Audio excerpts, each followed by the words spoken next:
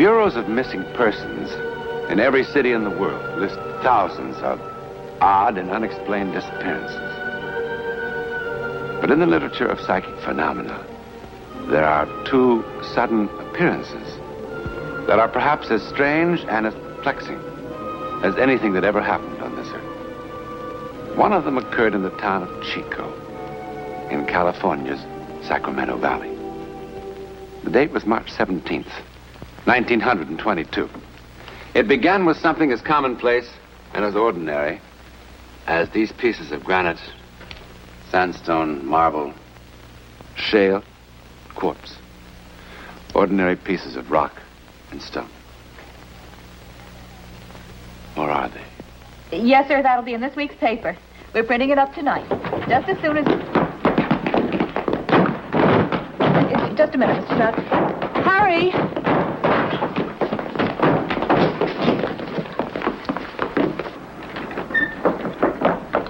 You'll be sure to stand on the porch roof. Here they come again! Frank! Frank! Frank! Frank! Frank!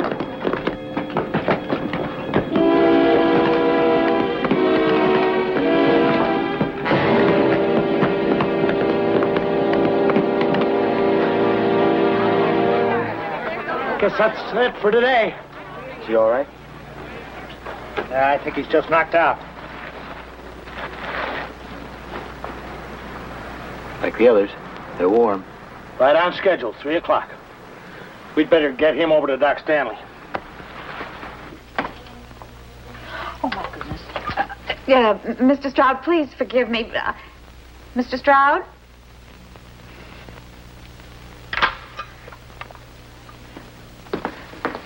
How's Frank? He'll be all right. Harry? Have you told the marshal yet about what you did?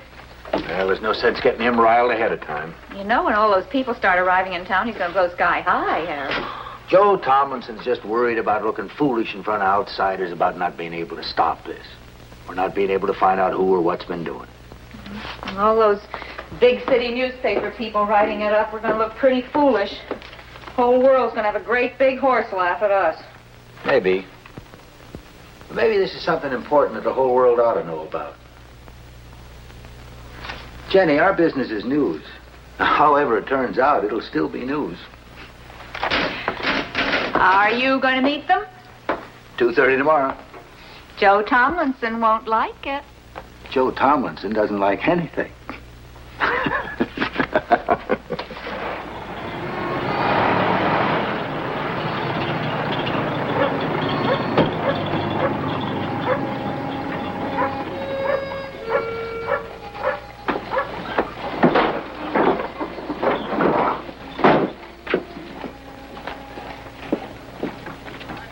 Is this the place they come down, Mr. Cole?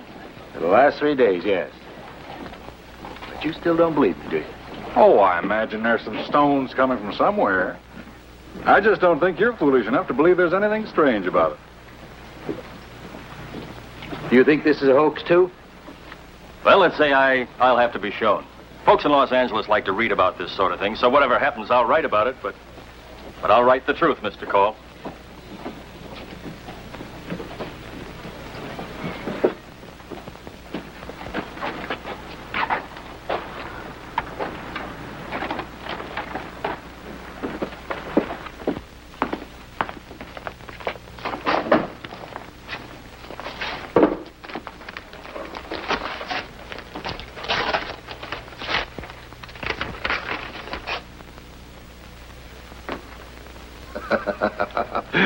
Very good, Mr. Cole.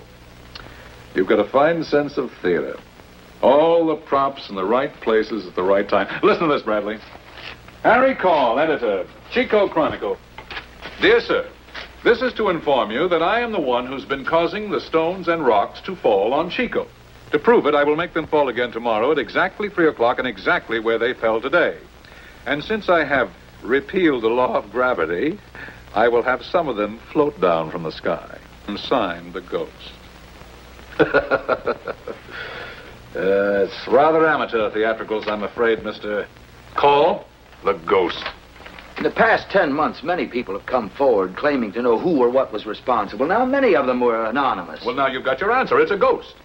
I assume there are cranks all over the world, Mr. Towers, even in San Francisco.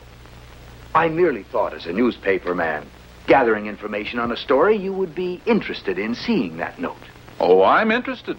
I'm very interested, Mr. Cole, to see just how far you'll go to try to sell us this bill of goods. I'm not sure how they do things in the big city. But here, while I try to approach gathering news with a healthy skepticism, I hope I do it without arrogance or a smart alecky know-it-all attitude. Very well put, Mr. Cole. Don't you think so, Towers? See, you got visitors, Harry. Hi, Joe. It's the town marshal, gentlemen, Mr. Joseph Tomlinson. This is Mr. Towers of the San Francisco... Yeah, I know who they are. You don't seem very happy to see us here, Marshal. No, I'm not. I think this is strictly a local affair. It's nobody else's business. How do you know that, Marshal? What? Well, I mean, unless you know who or what is responsible, how do you know it is local? What else can it be? Well, I'm sure you've been trying to find out for the past 10 months. Sure, naturally. Now, Chico isn't a very large town. If somebody is launching stones with some sort of catapult, I'm sure you'd have discovered him by now. If it's really happening. Don't you see, Bradley? It couldn't be anything else. There are no hills around here. Those stones come straight down from nowhere. Sure they do. Where's the highest spot in town, Marshal? The roof of Torrey's warehouse up on High Street. Can we go up there? Certainly. Well, that's where I want to be at 3 o'clock. With field glasses. That's Harry Call's place, huh? Yeah.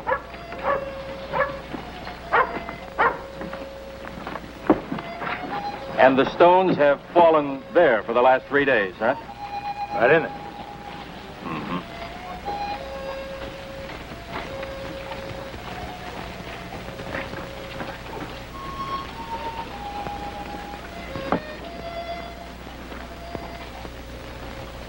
Well, they could easily have been thrown from here with some sort of machine. Couldn't they?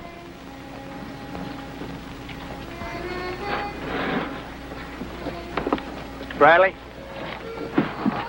let me tell you something. For the last 10 months, those rocks have fallen just about every place in this town. At all sorts of different hours, day and night.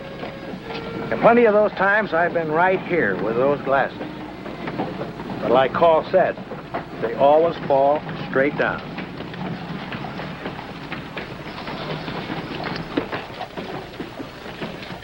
It's almost 3 o'clock, Mr. Towers. Just a minute or so by my watch. Well, at least come in under the porch roof. No, sir.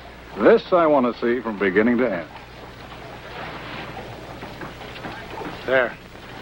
There, Mr. Bradley, a little more to your left. Up there.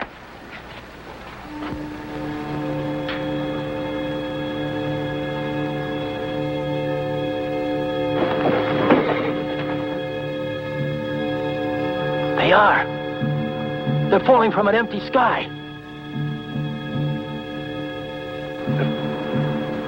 They're floating.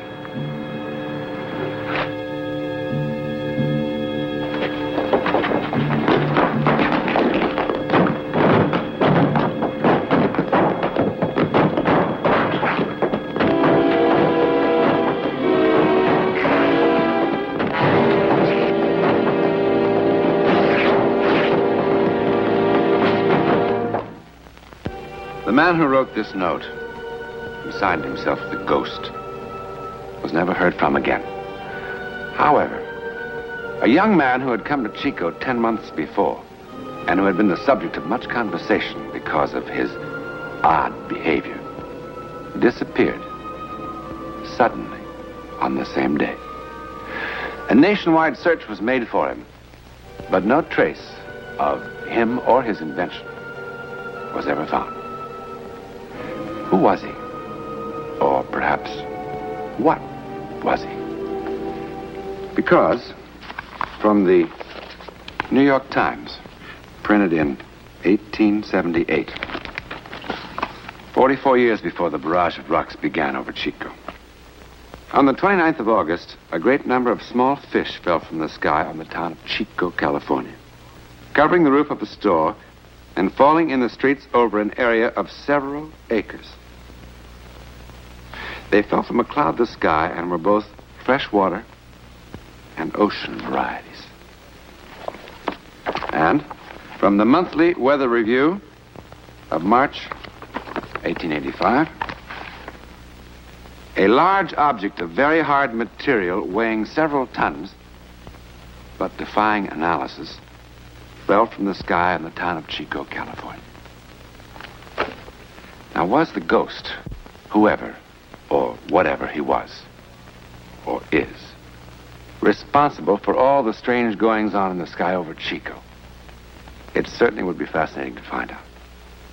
Just as it would be fascinating to find out more about a man named Charles Elton. The year was 1917. The place, just outside the private residence of a cabinet member of the United States government in Washington, D.C.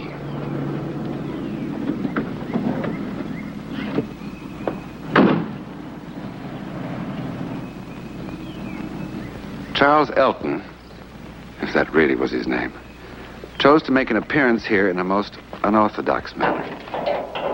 But then he proved to be a most unorthodox individual.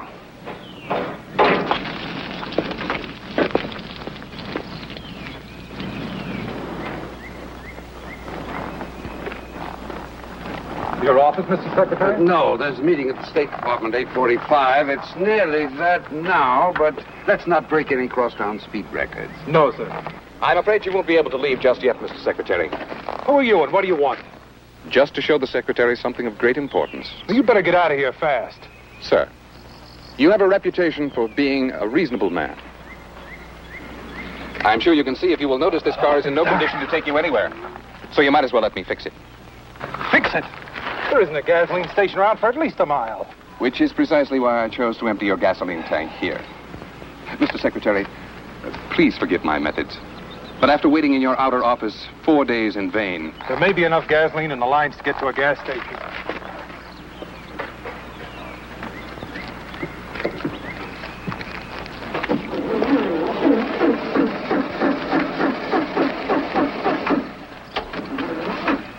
Carter, you'd best go and telephone for a taxicab.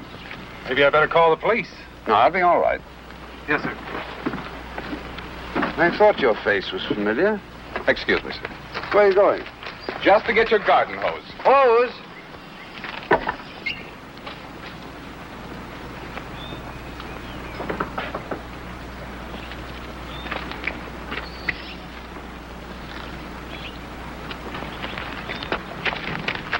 Here, what are you doing? Fixing it so you can drive to the State Department. Great Scott, man, you'll ruin the motor with water. Just water, yes. Well, do you think I sprinkle my lawn with gasoline? Mr. Secretary, please, relax. I assure you I'm not harming your high-powered engine in any way. There. That ought to do it. There's the little beauty. So. Now for a moment to allow for the effervescence to distribute the chemical throughout the water. And then... You'll want to watch this, Mr. Secretary.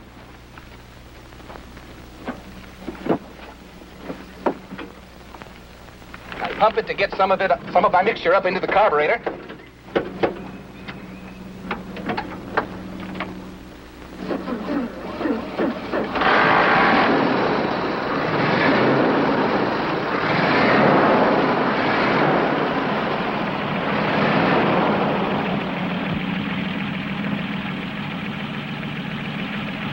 Get in, Mr. Secretary. I'll have you at the State Department in 3 minutes. I'm a very careful driver, sir. Where did you get the gasoline, Mr. Secretary? Oh, from the garden hose. Naturally. Pardon, sir? Cancel the taxi cab. Yes, sir.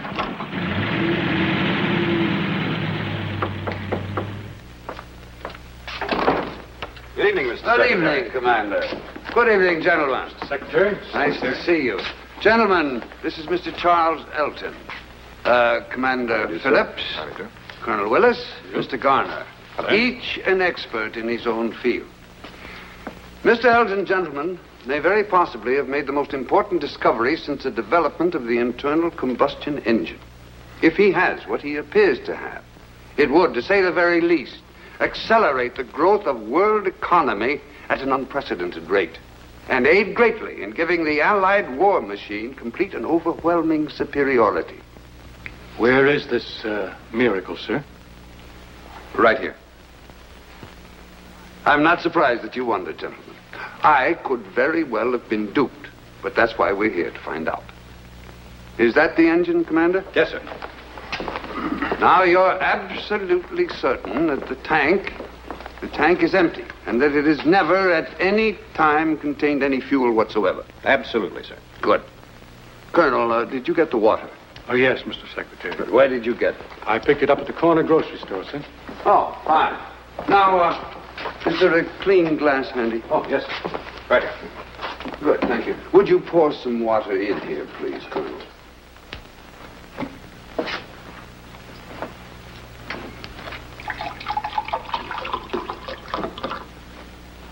Colonel, have a drink.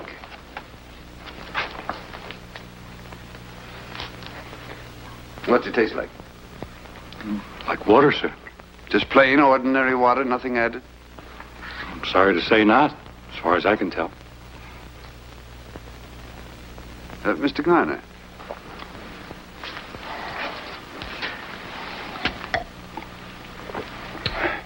Just water? Commander, how long to run an analysis on this? Half a minute. Good. Mr. Garner, is there anything at all unusual about this engine? No, it's just a plain automobile engine. Mm-hmm. Commander? I can tell better after they sit a while, sir. But so far, it's just good old H2O. Fine. Well, Miss Elton, stage is yours. Thank you, sir.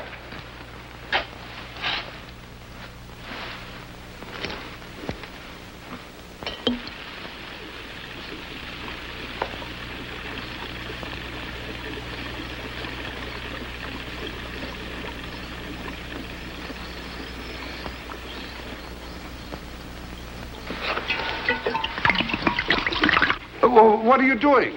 Just protecting myself, Mr. Secretary.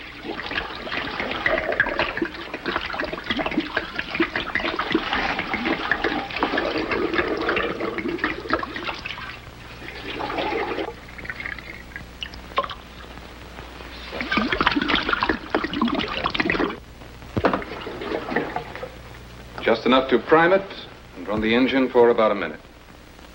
One provision, Mr. Secretary. Yes. You must permit me to consume every drop of the fuel. Well, sir, all the elements I use can be found on this planet. And perhaps some very clever chemist, after some hard work, might succeed in making an analysis. Then I would no longer have a secret, would I? And therefore nothing to sell. Yes, I see what you mean. Very well, you have my word.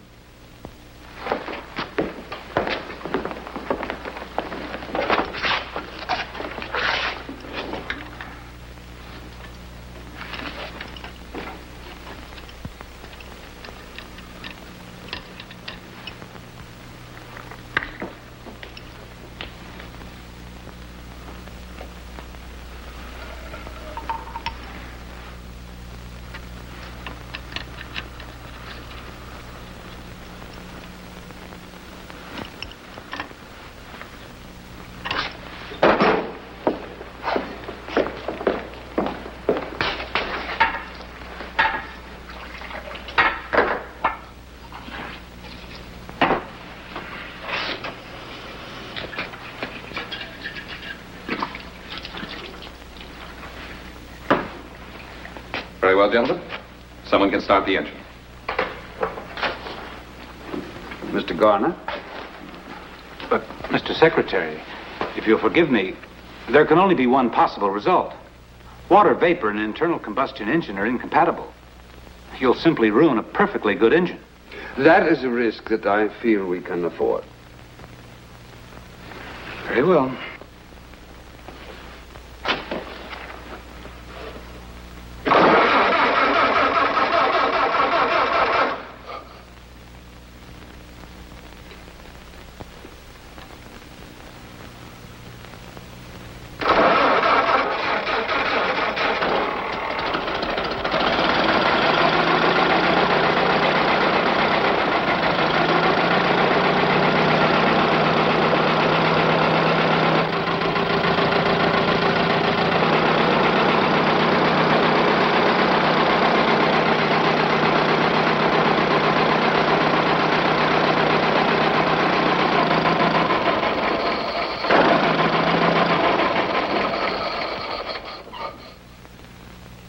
gentlemen, what do you say? There's only one thing you can say. It's impossible. It completely defies the whole theory of internal combustion. Well, unless I'm dreaming, this will do everything you said it would. Unless we're all dreaming the same dream. Well, how much do you want for your formula? $10 million. Mr. Garner, you're employed in private industry. How much do you think he could get for this on the open market? Well, if it's what it seems to be, and can be produced cheaply, I guess there is no ceiling. That's a very good point. How much would it cost to produce this marvelous pill of yours? For a pill that will convert 10 gallons of water into 10 gallons of high-grade fuel, less than 2 cents. You guarantee that? Make the deal contingent upon it. That's fair enough. I, of course, can't commit our government to a project of this magnitude on my own responsibility, but, well, I feel certain that we'll have no difficulty in getting what you want. Now, if you wouldn't mind just waiting in the other room for a moment, there's some things I'd like to discuss with these gentlemen. Not at all. I'll be with you in a very few moments. Take your time, Mr. Secretary. Well, gentlemen, I'm not an expert on these matters. I leave that to you, but I know I'd hate to present this matter to the president and have it explode in my face. Well, nobody's an expert on that stuff, except your Mr. Elton. You took every possible precaution, sir. I know one thing. There was no drop of fuel of any kind in that engine until he poured his mixture in. Mr. Garner, you're a very cautious man. Would you care to express an opinion? Man enough to be a complete fool to believe what we just saw. But I believe it. There's no other choice. Well, gentlemen, that's good enough for me.